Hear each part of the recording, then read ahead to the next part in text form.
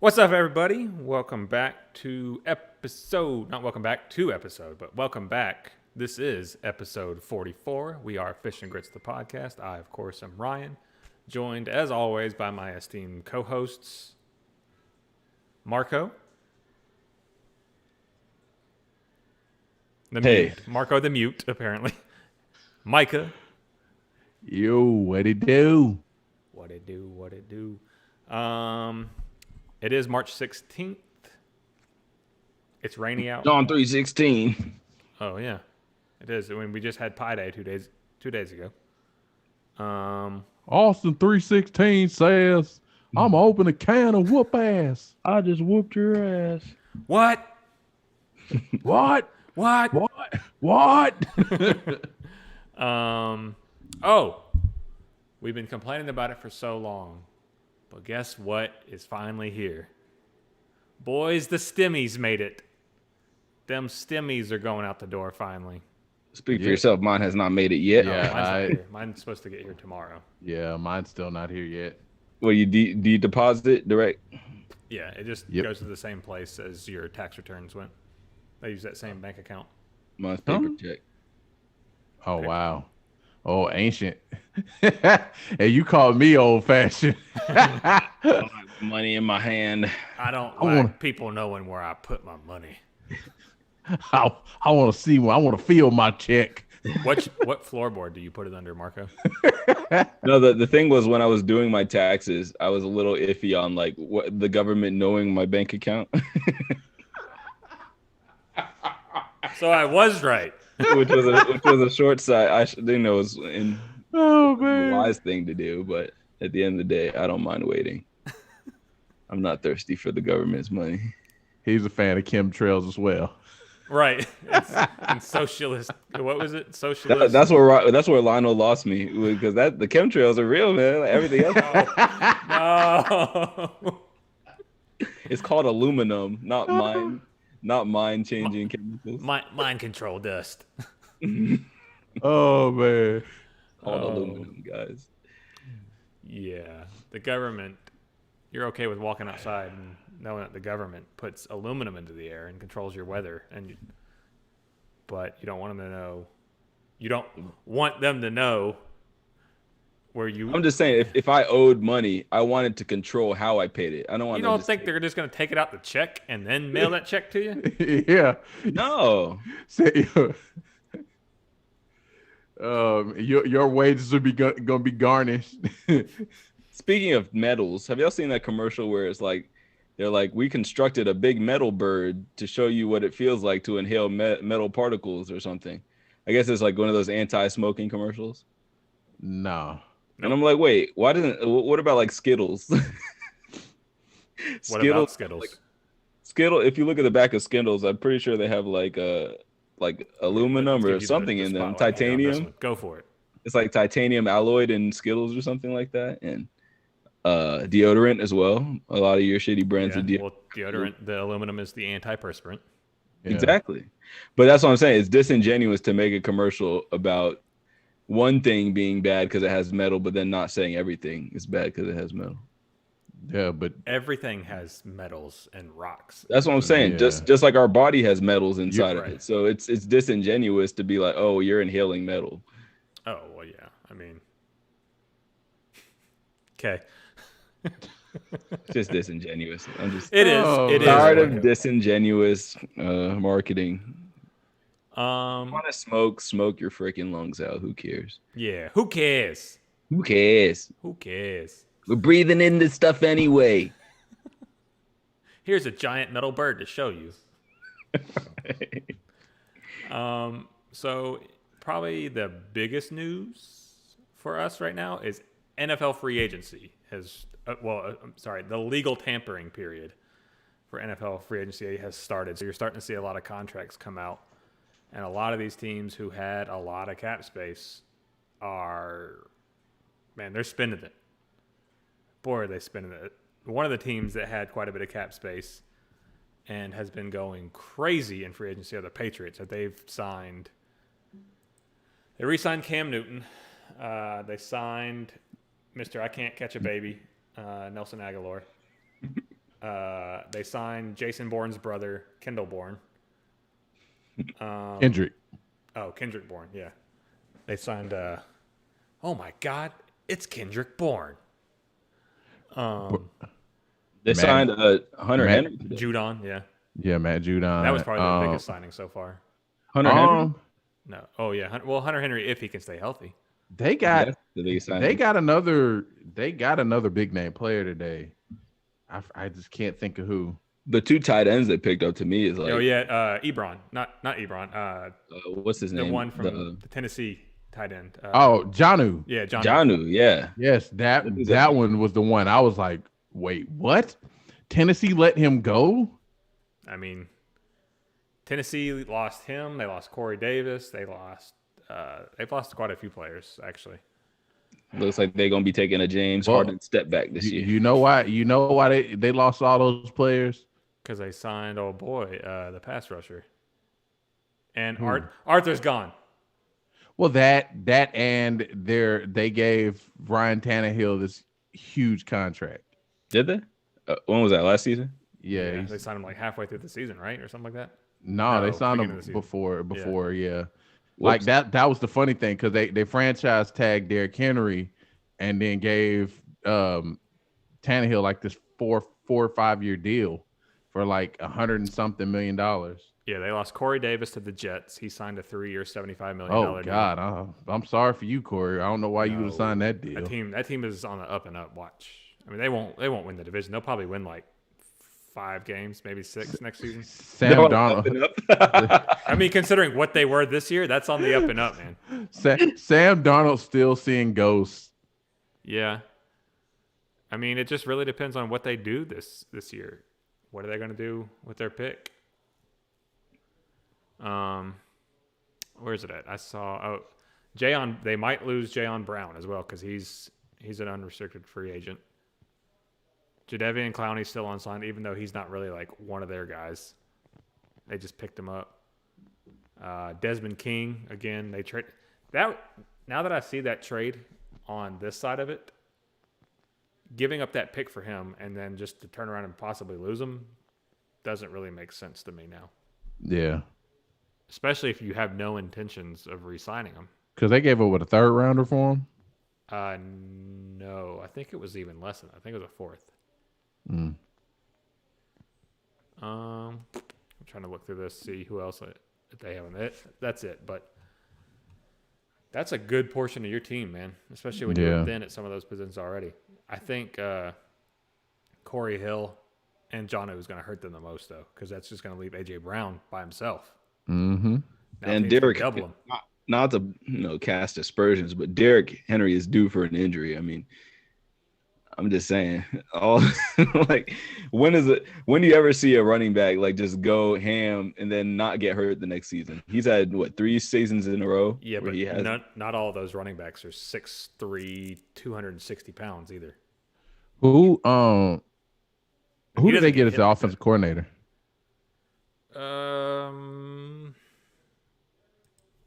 I don't remember. Let's see. Titans offensive coordinator is not Arthur Smith anymore. Todd Downing. He was their tight end coach. Oh boy. We're gonna be throwing it like crazy. Tannehill 50 passes a game. My tight ends will see 30 receptions a game. I feel like it'll still be a Derrick Henry centric offense. It just won't work as well. Let's hope not. Let's hope the secret sauce was Arthur. Other big names. Your boy, old Fitzmagic, signed with the Washington football team. The football team. Do y'all think he could start? That's a move that went. Do you think they're signing him to start? Hell yeah. Yes, over Heineke. Heineke balled out in the playoffs, baby. But I'll be honest, I don't know if Fitzmagic is better than Alex Smith. Well, they don't have Alex Smith anymore. Yeah, I'm saying I don't know why they just let him go. Did you not hear that story that came out about that? What? So they were so down and out at quarterback last year that they were looking for someone to start in free agency over Alex Smith because they were absolutely terrified to start him. Yeah.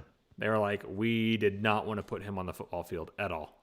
Yeah, they're scared it would happen again. Right. I mean, But it didn't. oh, club leg. I know. Yeah, but at the same time, it was still it was so traumatic that it's like we don't want to like this guy to lose his leg potentially because of us. I mean, at that point though, he's making that choice. Yeah, No one's forcing him to come back, especially after Falcons just traded for Lee Smith, the tight end from the Bills. That just happened. Okay. Oh wow. We sent a late round pick to him. I don't remember Lee Smith doing much last season, but Yeah. Well, we're gonna be tight end heavy this year. We know that because Arthur Smith loves his tight ends. I know Jumbo this much package. about Lee Smith. Let's find out. What's Lee Smith all about? Okay. I just don't remember our guy up there in Buffalo ever hitting him. He might be a blocker. Okay. It's never good when you look for that person that brings up a baseball player. NFL. He is not notable. He's 6'6", 265. He's 33 years old. Sounds like a blocker just from his build. 33. If you're 33 and we don't know about you, that's a good chance. This You're last just a year blocker. appeared in 10 games, had 6 targets for 4 receptions. Blocker. He's a blocker, yep. he's a tackle. Pretty much. He's a small tackle. Uh, Y'all he have is any- like oh, toy go lo ahead. lo lo lo lo lo lo lo lo lo. Levine. Toy- That bringing him back, baby. Y'all have any other signings out there that y'all thought were big deals outside of anything the Falcons have done? The Saints re-signed Jameis. Yeah, that was big.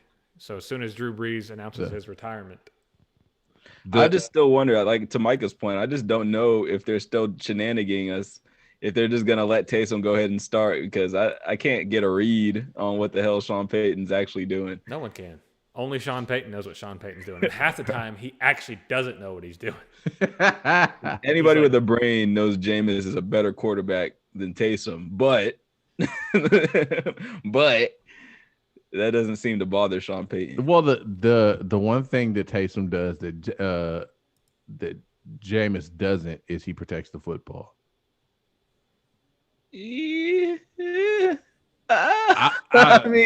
I mean, as a starter, as a runner, he doesn't. Like, we can go ahead and say that he's fumble prone as a runner. So I guess that he doesn't protect the football in that way. But maybe as a quarterback, as a passer, yeah. But then at the same time, he doesn't really throw touchdowns. So He had a decent what is a quarterback that protects the ball and doesn't throw touchdowns? Trent Dilfer. You'd be surprised. There are a few in the league. Oh man. Let's see. I know there was one more, and I just can't. Oh, we talked about it last week about how the Bucks worked their magic and got their people back. There was one guy that actually, and this will lead us to our Falcons talk.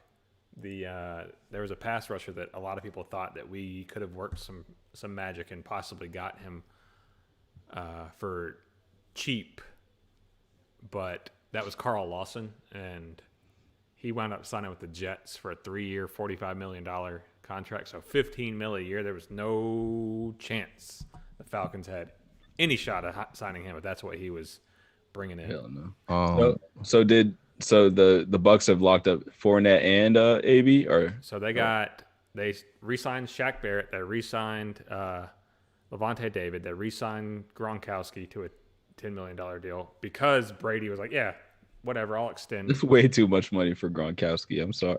I mean, he's a hell of a blocker and a great red zone threat. And you saw that he was just really hamming us the whole season.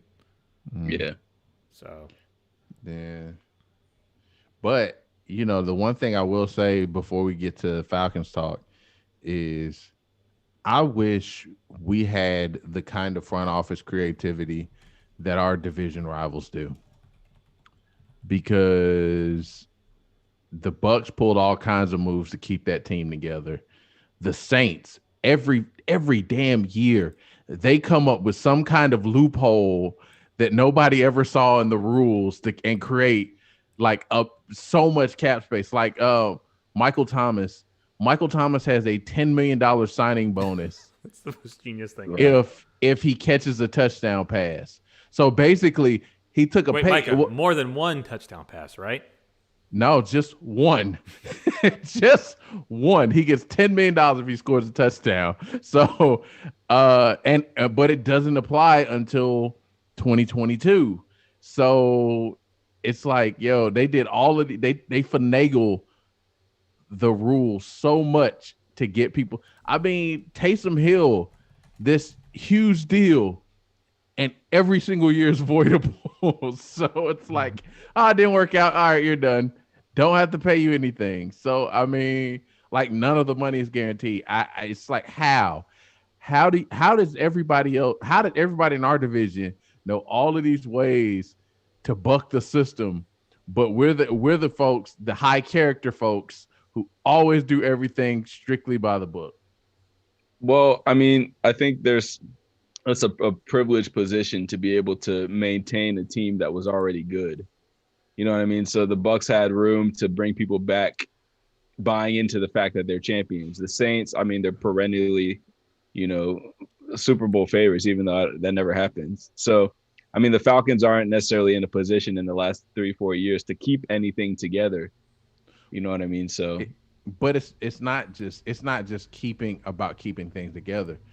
We've like the Saints were like 90 something million above the cap, and they finagled and they reworked all the matter of fact, they've extended players and like significantly lowered their cap and are able to like create cap space to bring new people in.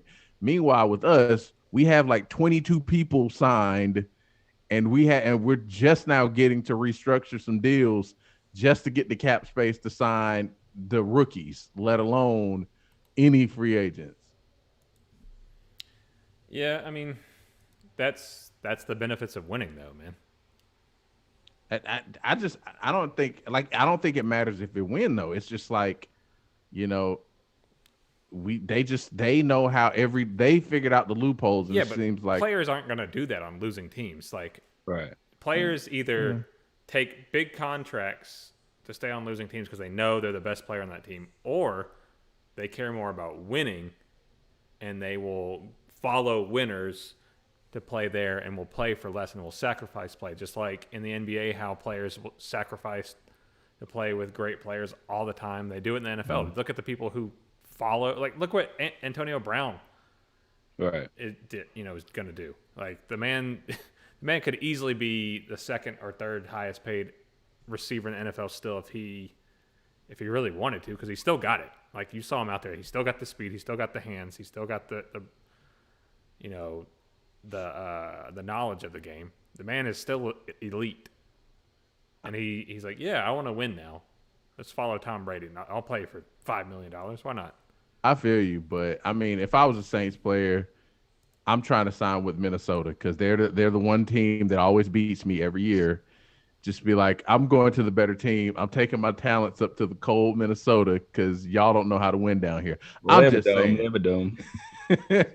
But Minnesota, that's like, honestly, that's a discussion we should have one day. Who is the most which team would you rather be a fan of? The Falcons, the Bills, or the Vikings?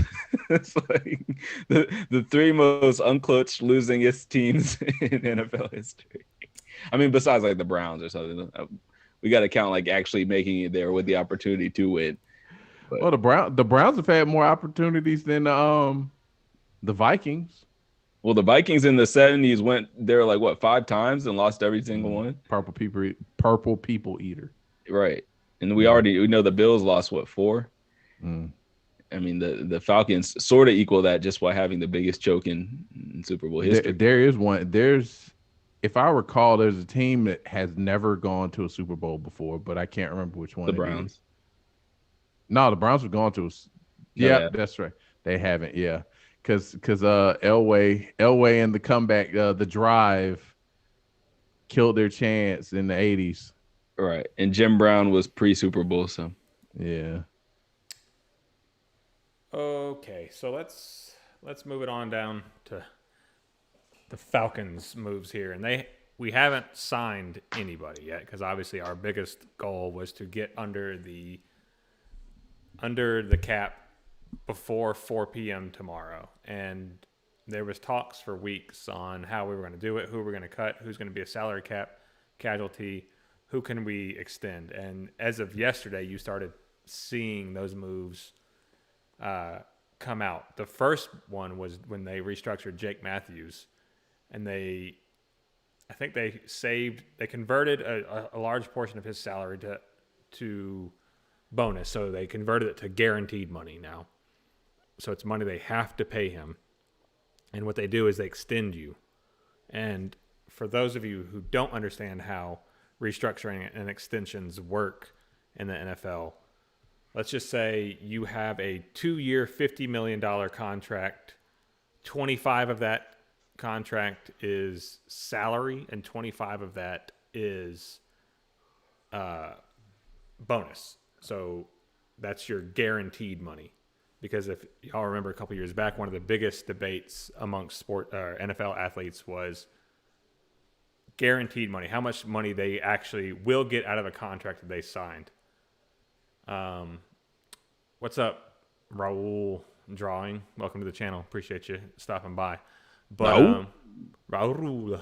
But what they do is, in the instance of the 2 years, $50 million, what they'll say is, hey, look, Marco, we really need to save money this season, and we need to make room so we can bring in more talent around you or just get under the cap. So what we'll do is we'll take some of that $25 million that's not guaranteed to you and convert that into guaranteed money. Now, there are limits to it. You can't just convert all of it and give it to them that way. One, because the NFL owner has to then write a check to you and put it into an escrow account. So it just sits there. So they have to have the money on hand, first of all.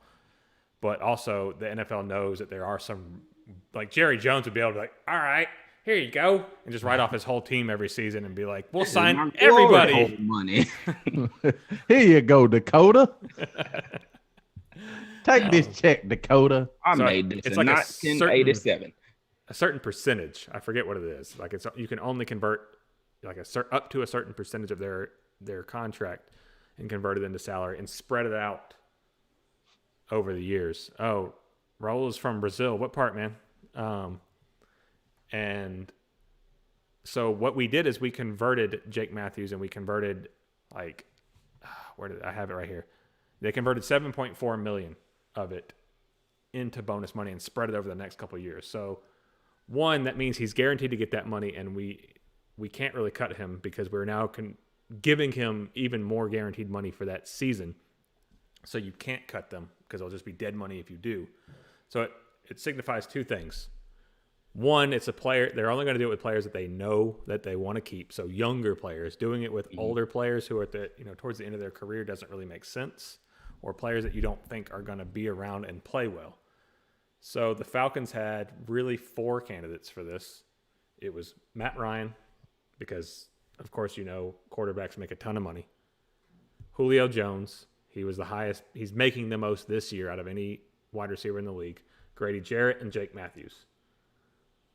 2 of those were people are like, okay, they're definitely going to extend Jake Matthews and they're definitely going to extend Grady Jarrett. Matt Ryan, maybe. Julio Jones, maybe.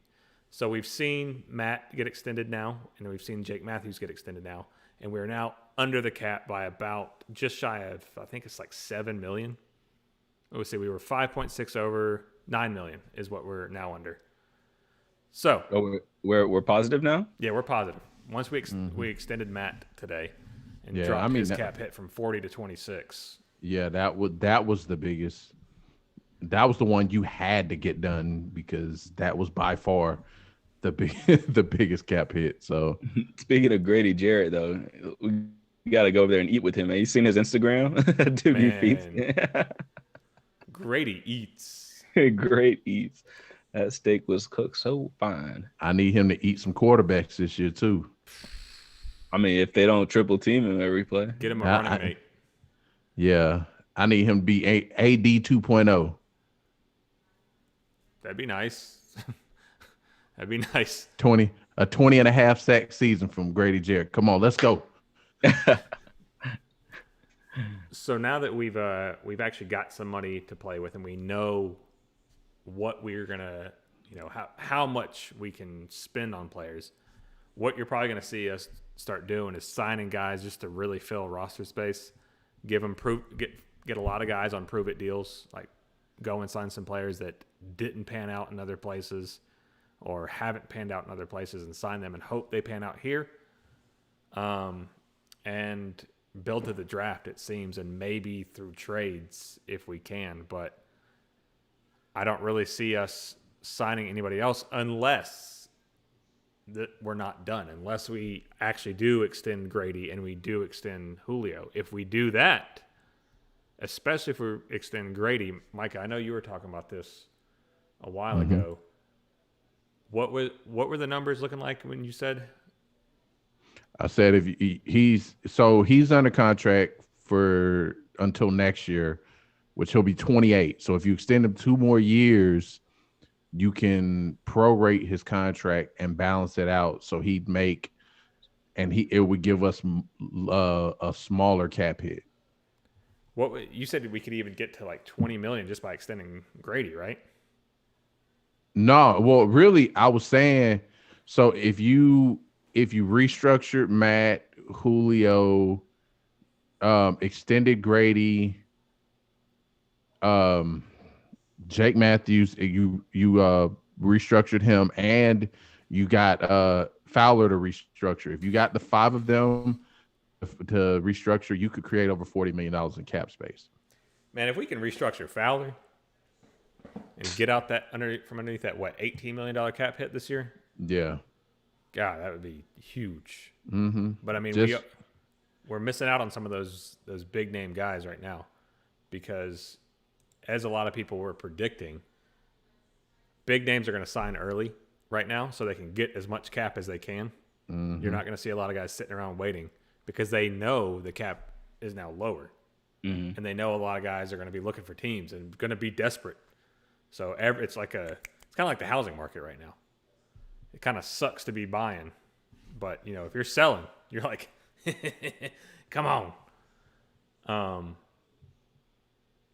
So with restructuring Matt and restructuring Jake, like I was saying earlier, the team is essentially saying, yes, we're sold on you. We're going to build around you.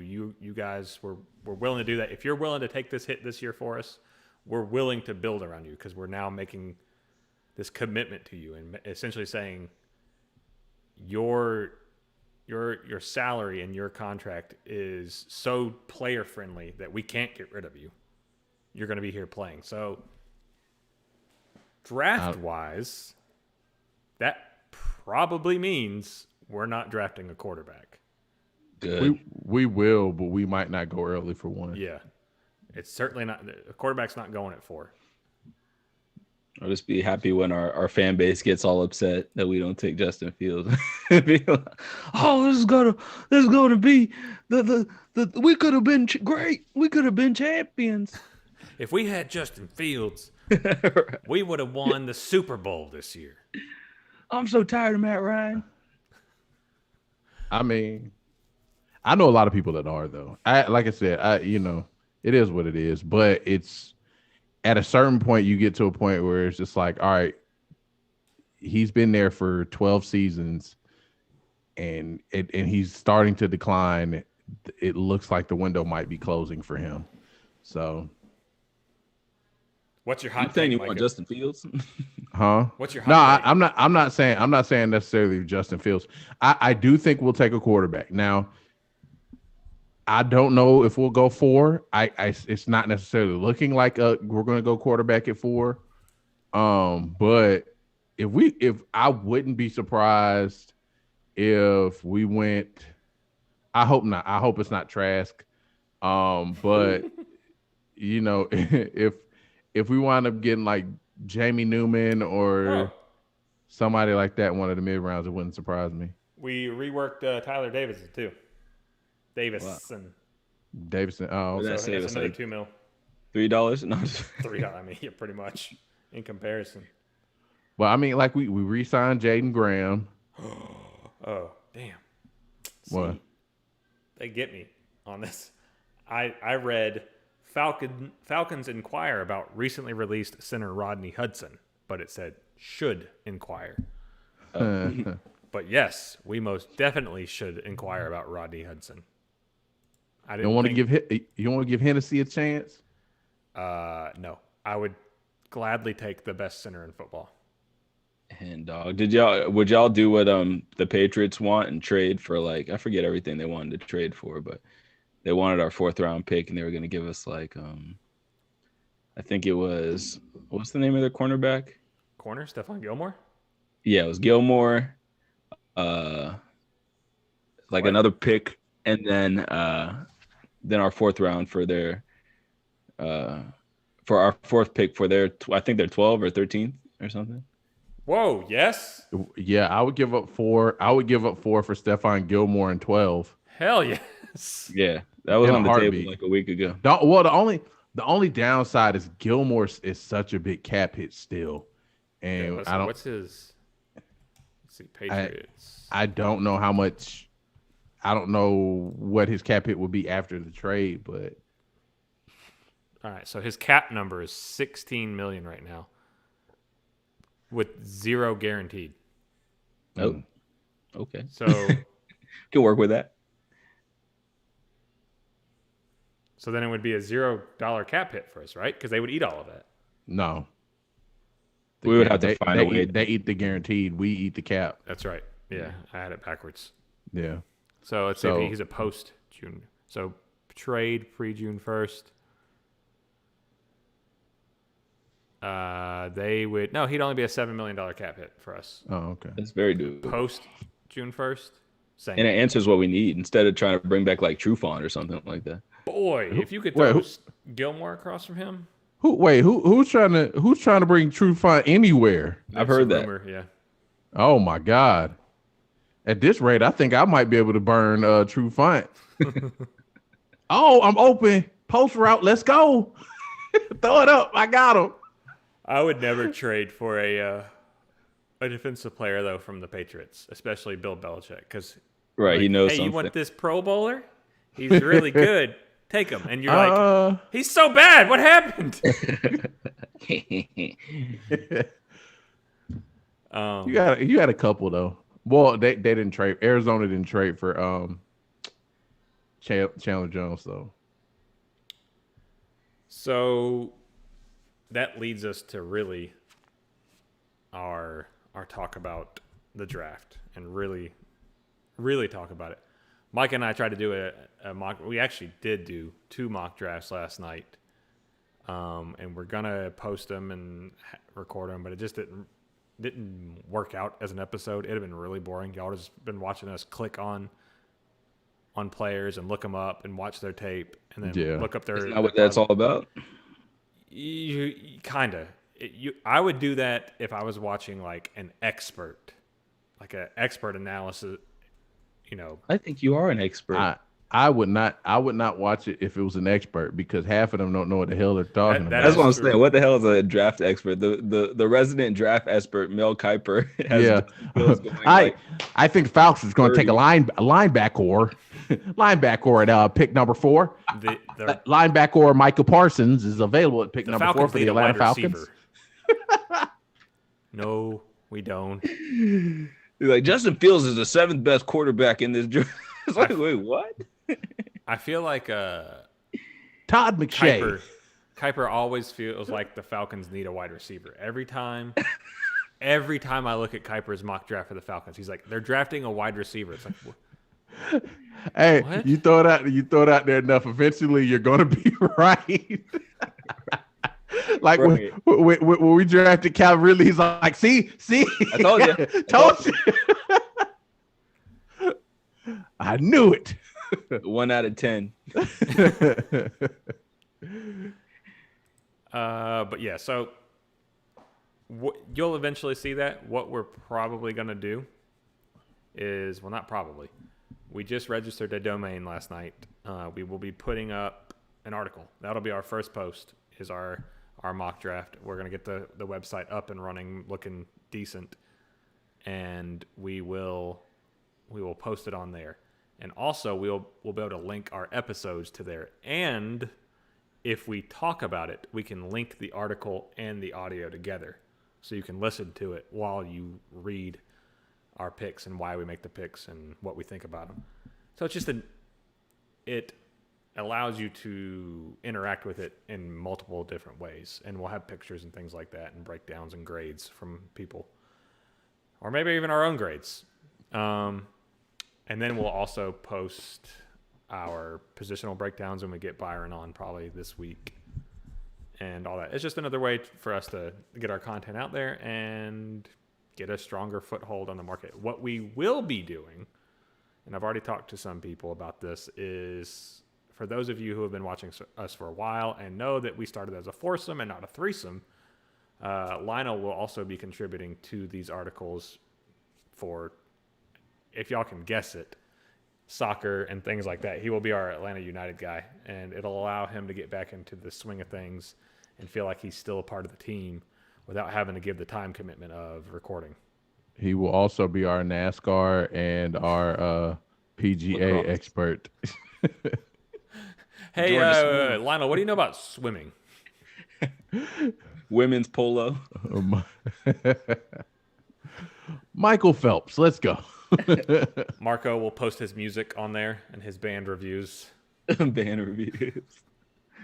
He will continue to post all his Jimi Hendrix stolen photo. He got his Jimi Hendrix swag going on today, as you can see. Allegedly. Oh, wait, who is it then? If it's allegedly Jimi Hendrix, Marco swag. Marco swag. You see, Lenny Kravitz is trying to link up with J-Lo. Y'all see that? Boy, who isn't? I heard, like, as soon as that was announced, people were just like, pew, pew, pew, pew, pew. Shoot! It's my time. Shoot it! I mean, Shoot the shot. Essentially, if that's what you're going after, you're not going for a long time. You're going for a good time because you know it ain't lasting. But A-Rod booked a flight out there to the Dominican to intercept Lenny because I guess they're working on a movie down there. A-Rod was like, "Fuck that! I'm not about to let Lenny move in on J-Lo. I'm not single yet." Lenny gets off the plane. It's just A-Rod like. Oh man, Lenny Kravitz approaches her with shirt off, singing a song. Right, there's a guitar out. It's like a comic book. You could literally make this into a comic book. Oh. He comes off the plane. I want to get away. Oh man.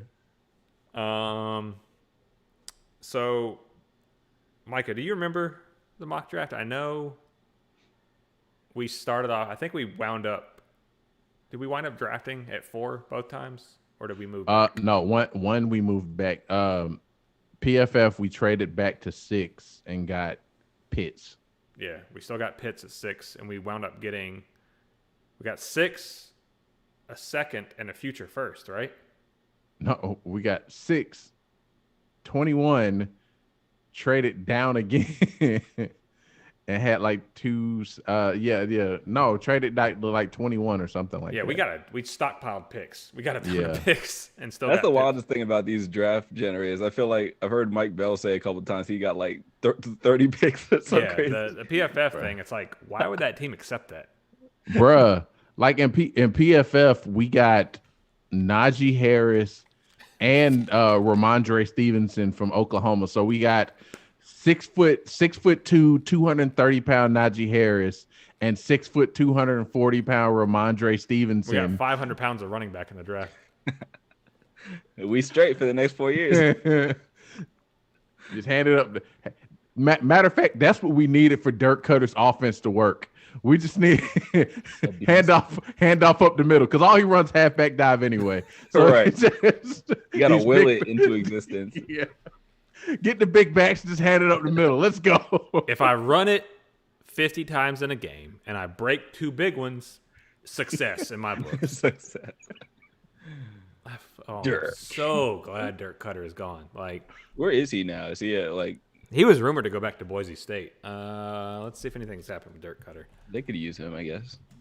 I mean, he could be a college coach. I feel like NFL coaches are always better college coaches than your average college coach. Wait, what?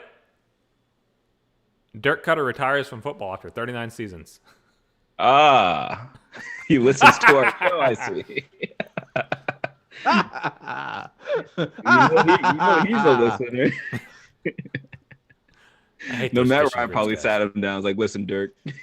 It's like, you had a good run. You know, when I was young, before I didn't know anything, before I knew what Shanahan was, I thought you were a pretty good coordinator. Now, after I know some things, after I've learned what an offense is, I think it's that time. Only thing time good to is hang your him up. That's funny though. He retired. I'm sure he was not going to retire for long. You know how these are.